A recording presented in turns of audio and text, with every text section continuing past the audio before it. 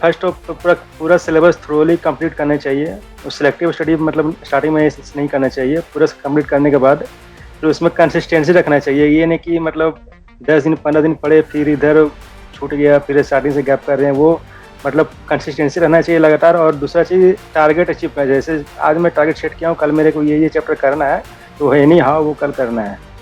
तो ये टारगेट अगर आप अचीव करते जाएंगे for not more than, if you anyone give 1 year for finals then it's confirm that they will clear.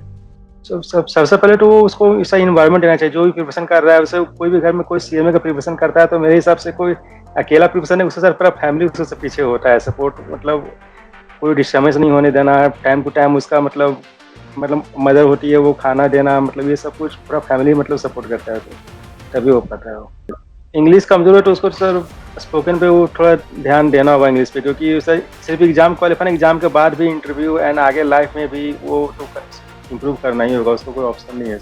लगातार मतलब 6 मंथ कंटिन्यू पर डे अगर कोई देता है तो 8 to 10 आवर्स, तो वो खुद को मतलब उस माइंडसेट प्रिपेयर रखना होगा कि हमको मतलब 6 मंथ लगातार कंटिन्यू करना है।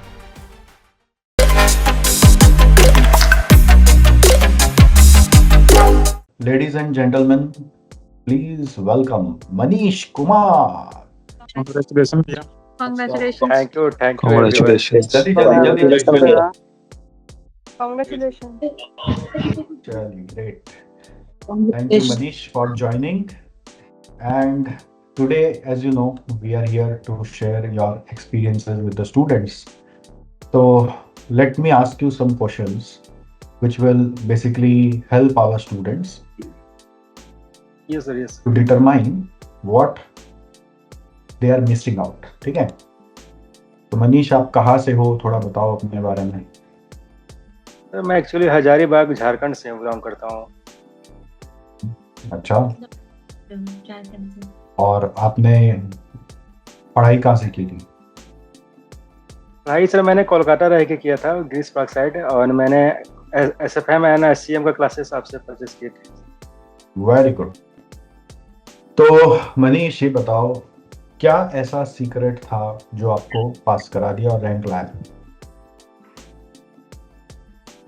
सीक्रेट तो मैं बोलूँगा सर, वो मेनली होता है कि फर्स्ट तो पूरा सिलेबस थ्रोली कंप्लीट करना चाहिए और सिलेक्टिव स्टडी मतलब स्टार्टिंग में नहीं करना चाहिए। पूरा कंप्लीट करने के बाद फिर उसमें कंसिस्टेंसी रखना चाहिए। ये नहीं कि मतलब 10 दिन 15 दिन पढ़े फिर इधर छूट गया फिर स्टार्टिंग से गैप कर रहे हैं, वो मतलब कंसिस्टेंसी रहना चाहिए लगातार। और दूसरा चीज़ टारगेट अचीव करना, जैसे आज मैं टारगेट सेट किया हूँ, कल मेरे को ये चैप्टर करना है, तो एनी हाउ वो कल करना है। तो ये टारगेट अगर आप अचीव करते जाएंगे for not more then, if you anyone give 1 year for finals then it's confirm that they will clear. तो आपके हिसाब से, आपके अनुभव के हिसाब से सिलेबस फाइनल का अगर कोई एग्जाम लेना चाहता है दिसंबर में, तो कब तक कोर्स खत्म हो जाना चाहिए, या आपने कब किया था, जून में जब एग्जाम लिए थे? तो अगर बोथ ग्रुप है तो सर, तो वो आप भी वही चीज बोलते थे हम लोग को कि मतलब 4-5 मंथ पहले कमिट हो जाना चाहिए, तो वैसा ही मैंने किया था। 5 महीना एग्जाम से पहले 4-5 खत्म कर लिया। हाँ 5 महीने पहले कमिट हो जाना चाहिए सिलेबस पूरा अच्छे से। Very nice. और उसके बाद जब 5 महीना आपके पास हाथ में था, तो आपने कैसे उस रूटीन को डिवाइड किया और कैसे पढ़ा, उसको थोड़ा सा एक्सप्लेन करें।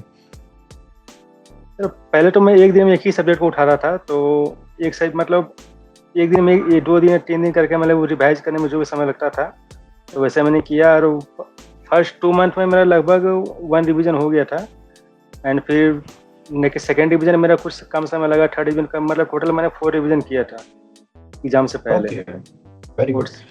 तो जब पहला रिवीजन स्टार्ट किया तो कैसे स्टार्ट करते हैं, मतलब अगर सब्जेक्ट चुनना हो तो कौन सा सब्जेक्ट चुने? पहले तो मैं स्टार्टिंग लॉ से ही किया था, थ्योरी सब्जेक्ट से, और उसको मैंने कंटिन्यूस, क्योंकि लगा कि उसमें थ्योरी पूरा, तो थ्योरी मेरे को रिमाइंड करने में तो प्रॉब्लम होती थी, इसलिए मैंने उसको पूरा कंटिन्यूस टाइम दिया उसको। एंड फिर उसके बाद SFM and DT and IDT SCM ऐसे करते गया। तो आपने बम गिर रहा है ऐसा लग रहा है। अच्छा, तो अभी मैं ये बोल रहा हूँ कि जब लॉ स्टार्ट करते हैं तो Yes. आप कौन सा चैप्टर से पहले स्टार्ट करते हैं, कैसे पता चलता है? उसके लिए तो सर पहले आपको क्वेश्चन पेपर, जैसे आप अभी डिस्कस कर रहे थे ट्रेंड एनालिसिस, वो तो पहले क्वेश्चन पेपर आपको 2-3 ईयर बैक का देखना होगा। उसी से पता चलेगा किस कौन सा चैप्टर मेरे जा रहा है इंपॉर्टेंट है, कौन सा टॉपिक मेरे जा रहा है इंपॉर्टेंट है, किस में ज़्यादा फोकस करना है। तो वो सारा मतलब एक माइंडसेट मतलब तैयार रहता है पहले से। यस, मतलब सीधा चैप्टर 1 से स्टार्ट करने के बजाय अगर हम स्टार्ट करें जो ज़्यादा इम्पोर्टेंट है वहाँ से, तो ज़्यादा बेटर है, राइट? हाँ ये सर।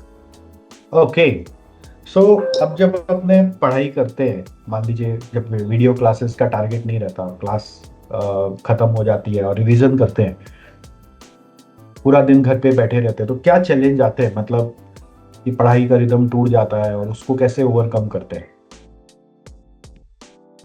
वो मेन चैलेंज तो सर वही होता है कि कंसिस्टेंसी मतलब फॉलो नहीं कर पाते हैं। मतलब लगातार मतलब 6 मंथ कंटिन्यू पर डे अगर कोई देता है तो 8 to 10 आवर्स, तो वो खुद को मतलब उस माइंडसेट प्रिपेयर रखना होगा कि हमको मतलब 6 मंथ लगातार कंटिन्यू करना है तो रिवाइज। कैसे कैसे अपने आप को वापस मैदान में ले आते हैं? मतलब जब मन नहीं लगता तो क्या करते हैं, अंदर में क्या सोचते हैं कि वापस चालू हो जाते हैं?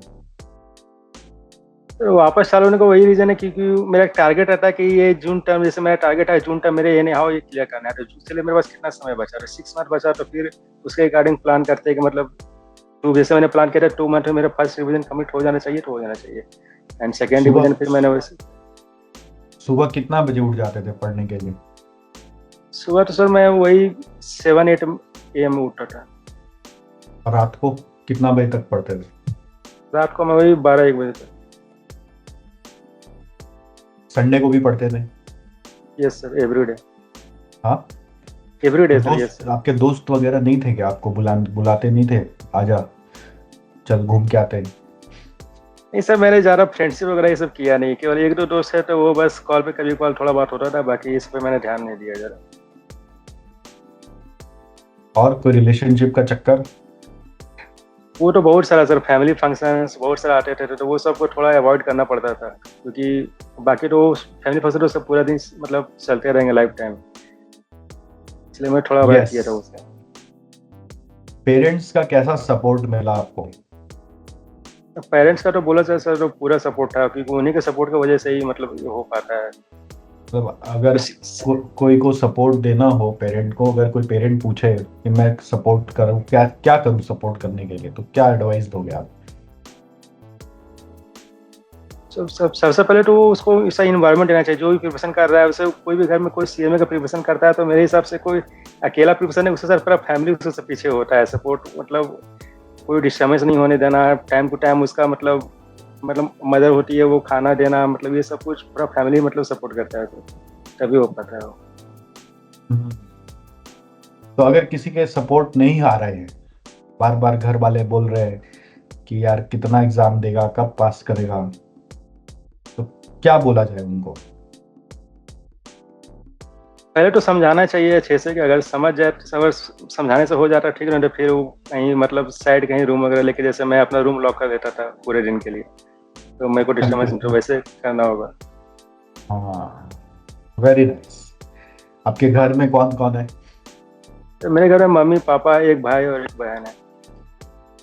पापा क्या करते हैं? पापा मेरे बिजनेसमैन है सर। क्या चीज का बिजनेस है? वो वायरिंग पाइप का प्लांट है, मैन्युफैक्चरिंग करता है। ओह वाह, वेरी गुड। वहीं हजारीबाग में? यस सर, हजारीबाग में। और भाई बहन छोटा है? भाई छोटा है सर, वो JPSC का प्रिपरेशन कर रहा है। किसका? JPSC। JPSC का? Yes sir. और बहन? बहन मैरिड है सर। अच्छा, वहीं Hazaribagh. Yes sir. Okay, so एक चीज बताओ कि आपके मन में कैसे आया कि दोनों ग्रुप देना है? इंटर में क्या था आपका सिचुएशन? इंटर में मैंने सर वहाँ कोलकाता में मतलब गया था वहाँ पे, तो मैंने बोथ ग्रुप का क्लासेस 1 टाइम ले लिया था। तो मैं ऐसा होता था कि मैंने सुबह 8 मॉर्निंग में 8 बजे मैं निकलता था अपने क्लासेस के लिए, और पूरा बोथ ग्रुप का 8 से क्लास करते करते मेरे को 7-8 बजे रात हो जाता था, फिर रात को मैं पहुँचता था। तो ऐसे कंटिन्यूस चला, एंड मतलब वो इंटर मैंने फर्स्ट टाइम में बोथ ग्रुप क्लियर किया था, बट वो रैंक नहीं सटा था उसमें। अच्छा, तो मतलब बोथ ग्रुप देने का कैसे सूझा आपको? ये नहीं कोई बोला कि एक एक ग्रुप करके देना चाहिए? नहीं उस समय मेरे सीनियर्स लोग कुछ सजेस्ट किए थे कि अगर बोथ ग्रुप देते हो, अगर फर्स्ट अटेम्प्ट में देते हो तो आगे सब मतलब बेनिफिट मिलता है, तो वही माइंडसेट में था बैठा हुआ। इंटर्नशिप में आप कहाँ इंटर्नशिप किए, कैसे मिला आपको? इंटर्नशिप से मैंने वो लिंक्डइन के थ्रू मैंने लिया था। एनटीपीसी में किया, पीएसयू में मैंने, एंड एचएसबीसी कोलकाता में, 2 जगह मैंने किया इंटर्नशिप। इंटर्नशिप के साथ पढ़ाई कैसे मैनेज करते थे? तो इंटर्नशिप के पास तो बहुत डिफिकल्ट होता था मैनेज करना, तो उसमें तो मेरा वो एक अटेम्प्ट लग गया फाइनल में। उसके बाद फिर मैंने एचएसबीसी को मैंने रिजाइन किया एंड फिर 6 मंथ दिया इधर, तो फिर इस पर मैंने क्लियर किया। सुपर। तो क्लासेस कैसे मैनेज करते थे इंटर्नशिप के साथ साथ? वो मॉर्निंग में मेरा फिक्स है सर, 2 क्लास में मॉर्निंग करता था एंड 2 तो क्लास क्लास में। करके जाते थे? यस सर, 3-4 बजे सुबह उठता था तो वो होता था, फिर शाम को मैं आने के बाद जो 1-2 क्लास करता था। वाह वाह, मतलब जो बच्चा 7 बजे उठता था वो सीधा 3 बजे उठने लग गया। वो आर्टिकल से कुछ टाइम सिर्फ मैं उस मॉर्निंग में उठा करता था। Very good, very good. हाँ, क्या मजा आ रहा है बात करके। तो और बताओ, आप एसजेसी को कैसे खोजे? जैसे कि सर मेरे एक मतलब कोलकाता में फर्स्ट टाइम आया था, मतलब इंटरमीडिएट के टाइम में, तो मेरे को कुछ पता नहीं था कहाँ रहना है, क्या कहाँ कौन सा कोचिंग टीचर, मेरे को कुछ कोई आइडिया नहीं था। तो मेरा एक फ्रेंड था जो सीए कर रहा था, तो वो आप ही से क्लासेस लिया हुआ था, तो उसी ने मेरे को सारे सब्जेक्ट वाइज रिकमेंड किया कि ये सब्जेक्ट का यहाँ लो, ये सब्जेक्ट का यहाँ लो, ऐसे करके। तो मैंने एसएससी के लिए उसने रिकमेंड किया था मेरे को, हॉस्टिंग और एसएफएम के लिए। आपको सीएमए कौन बताया कि सीएमए करना है? सीए क्यों नहीं करने गए जब दोस्त सीए कर रहा था तो? सर एक्चुअली मैंने सीए करने ही मैं कोलकाता गया था, मैंने सीपीटी क्वालिफाई करके कोलकाता गया था। बट वहाँ पे मैं जो पीजी में रहता था तो वहाँ मेरे रूममेट सारे सीएमए थे, अगल बगल सारे। अच्छा, तो वो लोग में रख गए। हाँ, तो मैंने क्लासेस भी सारा सीए का किया, प्रिपरेशन भी सारा सीए का किया, मैंने सीएमए का कुछ भी नहीं किया था। और जब मैंने अच्छा। इंटरमीडिएट का एग्जाम जब वो दोस्त लोग मुझे दे रहे थे, तो मैंने साथ में मैं भी फॉर्म भरा उसको डायरेक्ट इंटेक से ग्रेजुएशन के थ्रू। हाँ, और फिर मैंने वो सब शिट किया तो मेरा 1 टाइम क्लियर हो गया, फिर मैं इधर ही चल दिया, फिर सीए मेरा स्किप हो गया उधर। तो अभी क्या विचार है, सीए करने का विचार है कि नहीं है? प्लान तो है सर, देखते हैं अभी। Very good. सो ये सारी बातें तो बहुत अच्छी लगी। तो आपको अब एक और चीज बताओ, एसजीसी से पढ़ के क्या अच्छा लगा? क्या चीज आपको एसजीसी का बेस्ट लगा? जैसे का सर बेस्ट थिंग सर, वो नोट्स जो आप लोग प्रोवाइड करते हैं वो नीट मतलब पूरा क्लियर रहता है टॉपिक बाय टॉपिक। और आप लोग जो क्वेश्चन सर आप जो सॉल्व करवाते थे, और आप जो बोलते थे मतलब जितना प्रैक्टिस होगा फर्स्ट टाइम गलत होगा गंदा करो, वो सब कुछ मतलब हर एक क्वेश्चन को आप जो एक एक करके मतलब सॉल्व करवाते थे, मतलब वो सब कुछ सही और अच्छा लगता था सर। एसएफएम मुझे बहुत टफ लगता था सर, लेकिन एसएफएम अब मैंने सबसे हाईएस्ट मार्क्स स्कोर किया ऑल ऑफ द 8 पेपर्स में। यस, इनका एसएफएम में 81 मार्क्स आया है, कैन यू इमेजिन? 81। यस तो कैसे आया इतना मार्क्स एसएफएम में, थोड़ा बताइए, मतलब क्या राज है? सर राज वही है कि मैंने वो एसएफएम को मैंने स्टार्टिंग में फर्स्ट टाइम जब मैंने दिया था तो वो मैंने सिलेक्टिव स्टडी किया था, मैंने फॉरेक्स चैप्टर को छोड़ दिया था। और एक तो वो मतलब सिलेक्टिव स्टडी मतलब टॉपिक कुछ कुछ सिलेक्टिव किया था तो वो नहीं हो पाया, लेकिन सेकंड टाइम मैंने पूरा 100% किया, फॉरेक्स भी पूरा कंप्लीट किया एंड एवरी सब्जेक्ट मैंने कंप्लीट किया। और फर्स्ट ईयर पेपर्स को भी देखा मैं, हम टीपी आरटीपी में जितना प्रैक्टिस कर सके मतलब उसको पूरा मतलब एसएफएम को मतलब हर टॉपिक हर मतलब 3 से 4 बार 5 बार सब क्वेश्चन प्रैक्टिस किया था सर। तो बैठ गया दिमाग में, बेसिकली करते करते बैठ गया। अब ऐसा हो गया कि एसएफएम में मुझे को कोई भी क्वेश्चन से मुझे को ऐसा नहीं लगता है कि मैं ये नहीं कर सकता। यस, मतलब कॉन्फिडेंस हो चाहे नहीं हो, लेकिन अंदर से कॉन्फिडेंस पूरा रहता है कि मैं कर लूंगा इसको। Yes, very nice. तो क्या जैसे बाहर से भी कोई क्वेश्चन प्रैक्टिस करते थे क्या, कोई भी सब्जेक्ट में, मतलब सीएमए रिसोर्स के बाहर? नहीं, बाहर से मैंने नहीं किया सर। आपका वो क्वेश्चन वैसे वगैरह किया, मैथ से किया, इंस्टीट्यूट का मैथ से किया एंड वही प्रीवियस ईयर क्वेश्चन पेपर से देखा था। जैसे दूसरे बच्चे लोग कई बार बोलते होंगे ना, आपको भी मिला होगा, कोई बोला अरे ये क्वेश्चन तो बाहर से आ गया, ये सीए का मैथ से आ गया, तो वो भी पढ़ो, ये भी पढ़ो। सीए का मैथ मैंने सीए का क्वेश्चन पेपर एक 2 साल बैक का मैंने ट्राई किया था, उसको ट्राई किया तो उससे कुछ आया था क्या? आया नहीं, इस बार तो नहीं आया था, लेकिन एक दो पिछले 2 टर्म में आ रहा था सर। हाँ, ग्रेट। तो उसके लिए ऐसा थोड़ी ना कि सीए का पूरा मैट उठा के सॉल्व किया, कि खाली क्वेश्चन पेपर सॉल्व किया था। नहीं नहीं, क्वेश्चन पेपर सिर्फ सॉल्व किया सर, पूरा मैथ नहीं। Very nice. तो भाई अब हमारे प्यारे बच्चों का कुछ सवाल है, तो उनका जवाब आप दे दो। क्विक। रोहित पूछ रहा है लॉ कैसे मैनेज करते थे, ये बताइए। थ्योरी उनको याद नहीं होता है। उसके लिए सबसे बेस्ट तरीका है पर डे, ज़्यादा नहीं है, अगर 6 में अभी से 6 मंथ तक है टाइम, तो पर डे 1 आवर मॉर्निंग उसके लिए फिक्स कर दो, तो वो हो जाता है लास्ट। Yes, very nice. और मॉर्निंग टाइम अगर थ्योरी सब्जेक्ट लॉ के लिए रख दिया जाए तो वो हो जाएगा। तो फिर याद कैसे करें? खाली मॉर्निंग में लेके मतलब पढ़ ले तो भूल जाएंगे ना, इतना पहले पढ़ा हुआ फिर एग्जाम तक याद कैसे रहेगा? नहीं, उसके लिए तो जब क्लासेस जब करते हैं तो उसके लिए आप अपने मतलब ओन लैंग्वेज में उस प्रॉपर नोट्स पहले बनाते जाना होगा साथ साथ। तो जब रिवाइज करेंगे, जब मॉर्निंग में जब वो रिमाइंड करने की कोशिश करेंगे, तो वो अपना नोट से ही होगा, फिर मतलब दोबारा हमको बुक खोलना ना पड़े, उससे कोई नोट्स बना हुआ होना चाहिए। तो समरी नोट्स भी बनाते थे क्या आप हर चैप्टर का?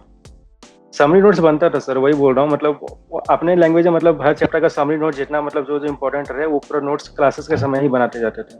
अलग से पन्ना में बनाते थे क्या? क्या, सॉरी सर? अलग से पेज में बनाते थे क्या?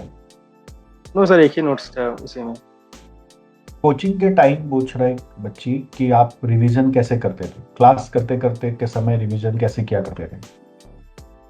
वो क्लास जब मैं करके आता था तो सेम डे जो भी मैं सर पढ़ाया उसको बस वापस से एक बार मतलब सेम डे मतलब देख के खत्म करता था उसका क्वेश्चंस वगैरह। और अगर आप जब रिवाइज करते थे तो आप तो एक एक सब्जेक्ट करके करते थे। इंटर में भी वही सिस्टम था, फाइनल में भी वही सिस्टम था? यस सर, फाइनल में वही सिस्टम था। यस। ओके, देखो अच्छा क्वेश्चन पूछोगे तो मैं इनसे पूछूंगा। जो ऐसा क्वेश्चन है जिसका आंसर स्पेसिफिक नहीं हो सकता वो मैं इनसे नहीं पूछूंगा, ठीक है? तो लॉ में बोल रहे कीवर्ड जो लिखना पड़ता है एग्जाम में, उसके ऊपर आपका क्या कहना है मार्क्स उठाने के लिए? मार्क्स उठाने के लिए सर पहले तो एक ऐसे अभी क्लासेस कंप्लीट हुआ तो पूरा सेक्शन का एक लिस्ट बनाए, और कौन सा सेक्शन किस टॉपिक से बिलोंग करता है वो उसका नाम मतलब ये दिमाग में रखना है। एंड जब भी क्वेश्चन आए तो पहले तो सेक्शन अगर मैनेज करेंगे, प्रोविजंस लिखेंगे, फिर उसके बाद मतलब डिस्क्रिप्शन कंक्लूजन, तो मतलब इस फॉर्मेट में लिखेंगे तो मार्क्स अच्छा स्कोर होता है। तो आंसर कैसे लिखना है कैसे पता चलता था? ये आंसर्स के लिए सर वही बोल रहा हूँ सर, पहले वो मतलब जो क्वेश्चन आया उसका मतलब वो किस सेक्शन से किस प्रोविजन है, तो ये आपका दिमाग में रहेगा, तो फिर उसके फर्स्ट पहले प्रोविजन लिखना है, फिर उसका डिस्क्रिप्शन एंड देन कंक्लूजन देना है। डीटी का फुल सिलेबस कैसे कवर करें?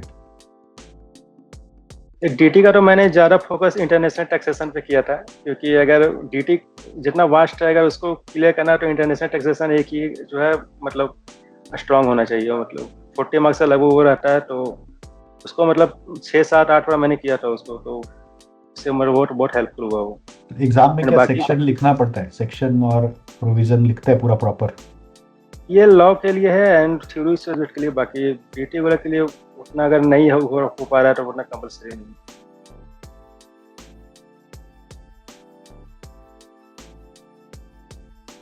सीएफआर कैसे मैनेज किए? वो भी बहुत वास्ट सब्जेक्ट है, उसको कैसे स्टार्ट करें?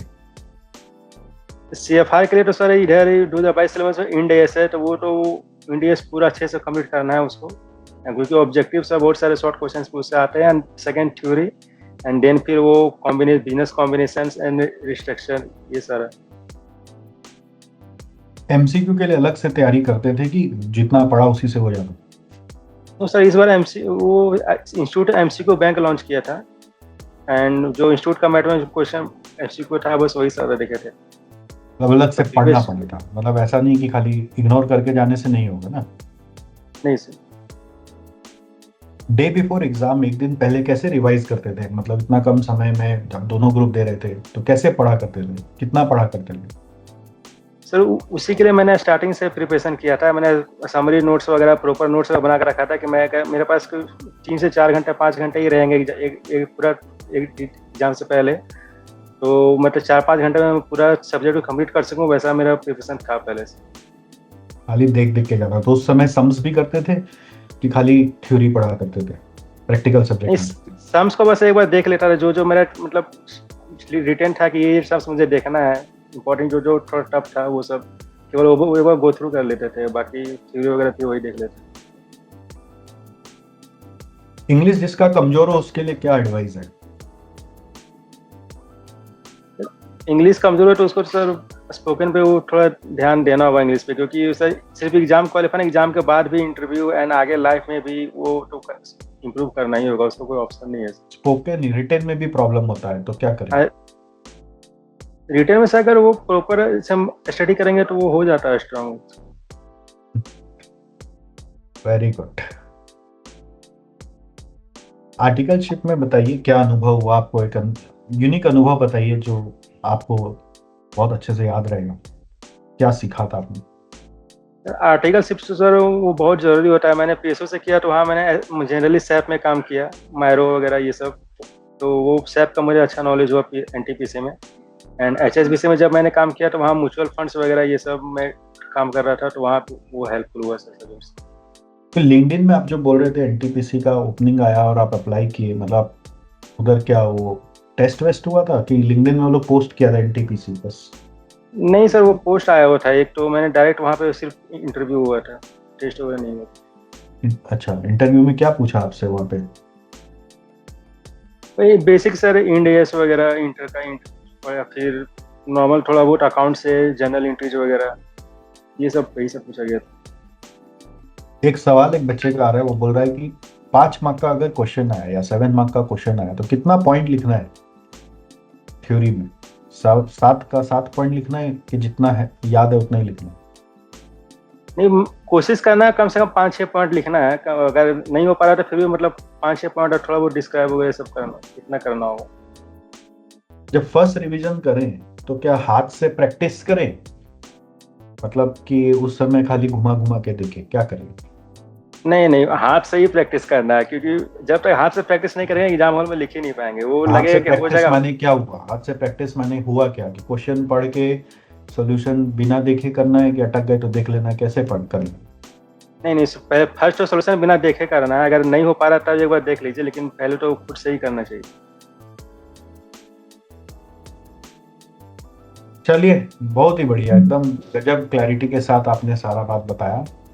मैंने कुछ क्वेश्चंस को इग्नोर कर दिया है और आप लोग प्लीज माइंड मत करिएगा, क्योंकि सारे क्वेश्चन का आंसर मनीष नहीं देगा, और भी स्टूडेंट्स आएंगे अगले हफ्ते, वो दे देंगे यार।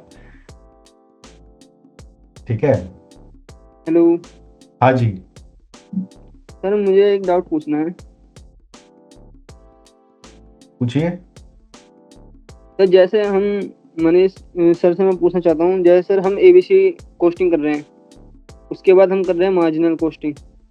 अब जैसे ही हम ट्रांसफर प्राइसिंग पढ़ते हैं तो हम एबीसी भी भूल जाते हैं और मार्जिनल भी ऐसा लगता है हमें कुछ पढ़ा ही नहीं। तो जैसे जो पीछे वाले चैप्टर्स हैं वो कब रिवाइज करना चाहिए? सिलेबस कंप्लीटेशन के बाद या फिर बीच में? नहीं, तो अगर वैसा हो रहा है तो फिर आपको जैसे ट्रांसफर प्राइसिंग किए उसके बाद फिर जैसे लग रहा है वो भूल गए तो उसको वापस से फिर देखते रहना होगा बीच बीच में। बीच में माने कब? जब नेक्स्ट चैप्टर स्टार्ट होता है तो ऐसा लगता है कि पिछला तो भूल ही गए। नहीं, तो वो जैसे आप वो एक सब्जेक्ट कंप्लीट करने के बाद वापस से फिर गो थ्रू करेंगे तो वैसा लगता है भूल गए, लेकिन जब वापस आप देखेंगे तो लगेगा नहीं ये मुझे पता है, वो लगेगा वैसा या सही से किए हुए होंगे। तो पूरा तो दिमाग से हटता नहीं है वो। Okay, thank you sir. Okay, so I hope you all enjoyed. तो मनीष, हम लोग क्या कर रहे हैं हम आपको वो बता देते हैं। एक नया कुछ हम लोग चेंजेस लाने का कोशिश कर रहे हैं सीएमए कम्युनिटी में। जो बच्चे जैसे दिसंबर 25 में परीक्षा दे रहे हैं उन सबको इकट्ठा किया गया है इंटर फाइनल को मिला के, और उनको जो बातें उनके दिमाग में बैठती नहीं है पढ़ाई की, वो यहाँ पर समझाया जा रहा है। स्मार्ट स्टडी टेक्निक्स दिए जा रहे हैं, उनके क्वेरीज सॉल्व किए जा रहे हैं, जो कि क्लास में करते करते कई बार ध्यान नहीं पड़ता है और कई बार ध्यान पड़ता है तो आंसर नहीं आता है। तो कुछ जन के तो दिमाग में सब सवाल था ही नहीं, तो आज हम लोग के कारण दिमाग में सवाल बैठ गया तो जवाब भी मिल गया, और कुछ लोग के दिमाग में सवाल था तो कोई जवाब देने वाला नहीं था तो उनको जवाब भी मिल गया। तो हम लोग हर वीक इनको बुलाते हैं, कुछ ना कुछ टिप्स देते हैं, एक्टिविटी देते हैं, और कोई ना कोई आप जैसे स्टूडेंट से मिलाने का भी कोशिश करते हैं। तो हमारा शेड्यूल में ऐसे हर वीक कोई ना कोई ऐसे आने का बात है। और अभी तक ओवर 2000 क्या मतलब कितना 2500 स्टूडेंट्स अभी तक जुड़ गए इस पूरे प्रोग्राम में। हालांकि सब लाइव क्लास अभी नहीं कर रहे हैं क्योंकि सबको सारा वैल्यू अभी समझ में नहीं आया, धीरे धीरे आ जाएगा। तो आइडिया ये है कि है ना कि रिजल्ट इंस्टीट्यूट का जो 10-15% होना है उसको 25-30% लेके जाना है। हमारा सोच ये है कि 10-15% पे रुकेंगे नहीं हम लोग, 25-30% तो इंस्टीट्यूट का रिजल्ट करा के रहेंगे। तो ये बच्चे जो आपके अनुभव से अटेम्प्ट लगा आपका, वो अनुभव अगर उनको अभी मिल जाए तो उनके लिए फ्यूचर में इजी रहेगा। तो अटेम्प्ट लेने का मेरा मेन रीजन वही था सर, वो सिलेक्टिव स्टडी करना, दूसरा कंसिस्टेंसी नहीं रखना, एंड तीसरा वो कोई टारगेट मतलब कुछ सेट नहीं होना। बस यही 2-3 वजह से मेरा अटेम्प्ट लगा है। सेकेंड टाइम मैंने इसको ठीक किया तो ये ऑटोमेटिक वो सब कुछ सही हो गया। यस, तो guys I hope you enjoyed. क्या था, मजा आया आपको मनीष से सारा समझ के बात करके? रियल लगा थोड़ा? हाँ जी सर, अच्छा लगा। अच्छा लगा? Yes sir. बोल यस सर, जैसे यस सर, अच्छा लगा sir. Attempt Yes, matter sir. करता है क्या? निर्बंध पूछ रहा है, अटेम्प्ट Yes, मैटर sir. करता है क्या? मनीष बताओ। Really helpful. ये तो मैं भी अभी कैंपस में मेरा शॉर्ट लिस्टिंग होने वाला है, मुझे भी ऐसा क्या लगा है करना कि होगा? अटेम्प्ट मैटर करता है, लेकिन देखते हैं क्या होता है। प्रैक्टिकल सब्जेक्ट के लिए रिवीजन कैसे करना होगा? प्रैक्टिकल सब्जेक्ट के लिए प्रैक्टिकल्स के लिए वो जितना ज्यादा प्रैक्टिस करे क्वेश्चन को, एक एक क्वेश्चन को फाइनेंशियल मैनेजमेंट और मैनेजमेंट अकाउंटिंग के लिए प्रैक्टिकल सब्जेक्ट कोई भी हो उसमें प्रैक्टिस मांगता है। अगर जितना आप ज्यादा प्रैक्टिस करेंगे उतना ज्यादा आपके दिमाग में क्वेश्चन बैठेगा। वो हैंड प्रैक्टिस मांगता है प्रैक्टिकल सब्जेक्ट। थोड़ा बहुत मैथ्स अगर वीक हो, मतलब वो कैलकुलेशन के लिए, तो उसके लिए क्या करना होगा? फॉर्मूले जो याद करने के लिए फार्मूला याद करने के लिए वो उसका कोशिश कीजिए कि ज़्यादा से ज़्यादा कॉन्सेप्ट क्लियर करेगा। कॉन्सेप्ट अगर पूरा क्लियर रहेगा तो फार्मूला बहुत ज़्यादा याद नहीं करना पड़ेगा, मतलब थोड़ा बहुत याद करना पड़ेगा जो ज़्यादा लेंदी फार्मूला हो। वैसे तो कॉन्सेप्ट अगर क्लासेस अच्छे से करेंगे, कॉन्सेप्ट क्लियर रखेंगे तो फार्मूला हो जाएगा रिवाइज। अच्छा, अब और क्वेश्चन मत पूछो यार, सबको भूख लगी है, अब खाना खाने जाने दो यार, है ना? Thank ये you, सब sir. क्वेश्चन इवेंचुअली हम लोग आंसर कर लेंगे, डोंट बी इन हरी। और ऐसा नहीं कि ये लास्ट सेशन है, ठीक है? तो धीरे धीरे सब सवाल लिखते रहो और जवाब मिलते रहेगा। अभी स्टेप बाय स्टेप चलो, जितना आज लर्निंग हुआ उसको लिख लो, नहीं तो भूल जाओगे। आज का जितना इंटरेक्शन से समझ में आया उसको कहीं लिख के रखो, वरना भूल जाओगे, सब जीरो हो जाएगा वापस। अगला दिन फिर वापस जीरो से स्टार्ट करोगे।